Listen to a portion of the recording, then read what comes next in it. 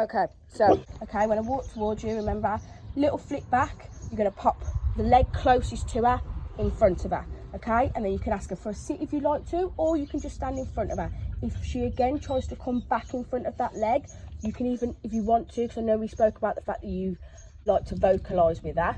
I've been practicing that. That's okay though, that's fine. What we'll do is I'm happy for you to vocalise, but as long as we're putting an action to it. So I'm happy with a or a no along with the pop. Last time I stepped in front of her, she kept coming round me. Okay. And it didn't matter as much. I sort of went like this. She's like, oh, yeah, so what we're going to do is you're not going to use your body, you're going to use the lead to put her back behind you, and then you reposition your body once she's back in the right position. We're not going to chase round her. Sort of You use the lead first. The lead, remember, the lead is what we're communicating through now. Because we're adding the words with the physical, I'm more than happy. The words mean just as much as the physical. Does that make sense? Yeah. There's meaning behind the words. Okay, so I'm going to walk towards you again. Only, okay, right, just a little flick for me, nice and calm. Flicker behind you a little bit more for me, so see how... so it's okay, that's okay, so flick for me.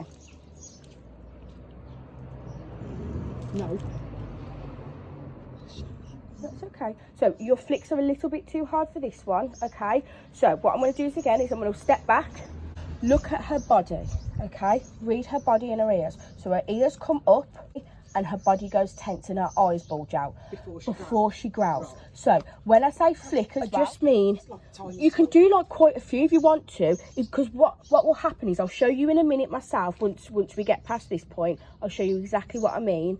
Flick her back, her body should shuffle back. So flick, do a feater, try not to rag, try to do little flicks and pops instead. All we want her to do is move backwards, but I want you to do it before she growls. So what we're going to do, it doesn't matter if you miss the growl, to point out to me when she's doing the ears and the eye bulging and her body going stiff for me. Perfect. Now relax the lead.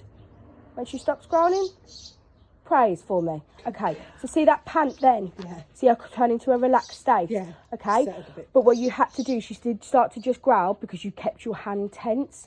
If you keep the pressure on, is that it almost implies tension on your behalf, that you are showing her that you're anxious. Whereas if you're just going, excuse me, enough, just to grab onto someone's hand because you're almost nervous, you'd hold onto their hand, wouldn't you, if you was anxious? Whereas if you just went like that and tapped them on the shoulder, you'd be going, excuse me, stop that. You see how there's a different message between two of those body languages?